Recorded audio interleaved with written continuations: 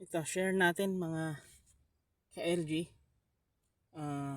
Tinatanggalan natin ng unang bunga, yung bell pepper natin dito sa mga hindi mabulas.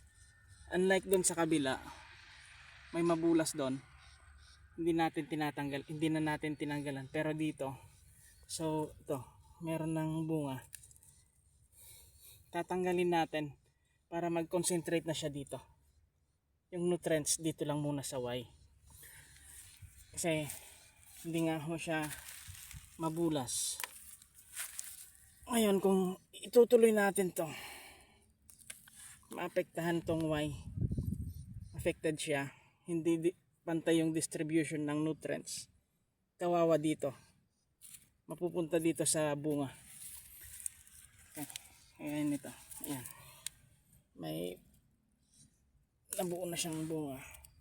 Ayan, magko-concentrate dito, ayan ito, ayan, tanggalin natin.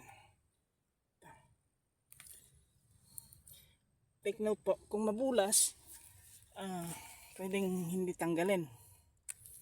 Pero kung hindi mabulas, kawawa lang siya.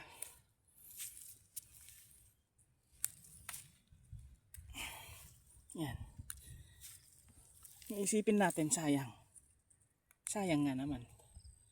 Pero kung isipin natin yung mas maraming pakinabang dito sa Y, tanggalin natin. Yan. Ito. Yan.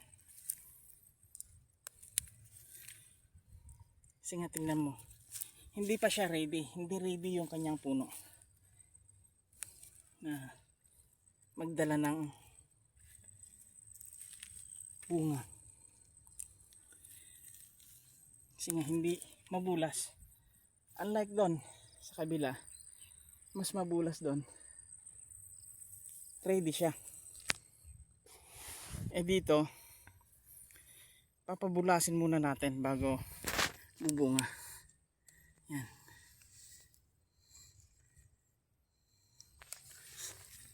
Ayan o, tingnan mo.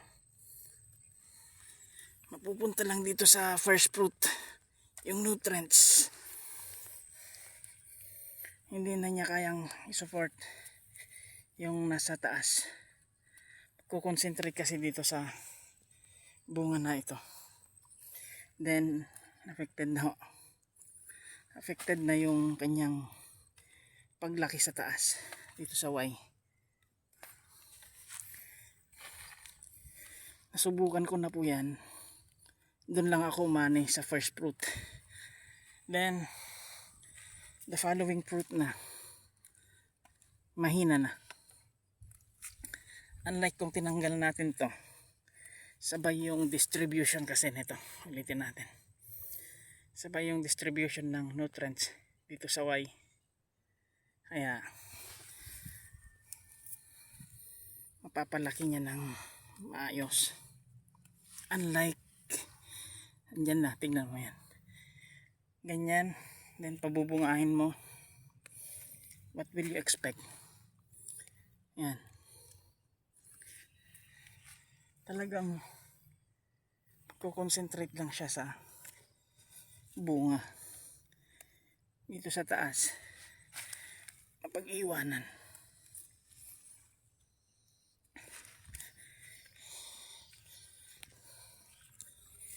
Pero kung mabulas siya, mga ka-LG, then pwede nating patuluyin.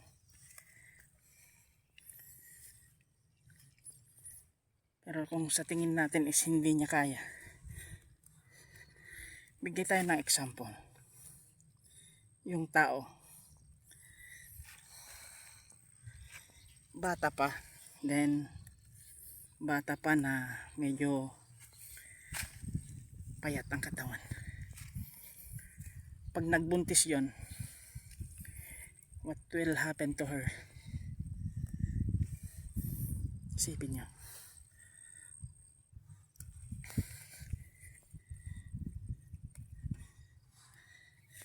Unlike kung mabulas, kaya niya. Kaya sa kaya kapag buntis, mga anak. Pero the question is, anong mangyayari sa katawan niya? Baka sa susunod, hindi na siya i-advise ng doktor na manganak kasi hindi kaya ng katawan. Kagaya din dito sa bell pepper, kukondisyon muna yung puno bago pabungahin. Hindi porket may bulaklak pabubungahin na. So yun, mahirap pag ganun. Okay, ito po yung munting tip natin. Sharing is caring po. Happy farming.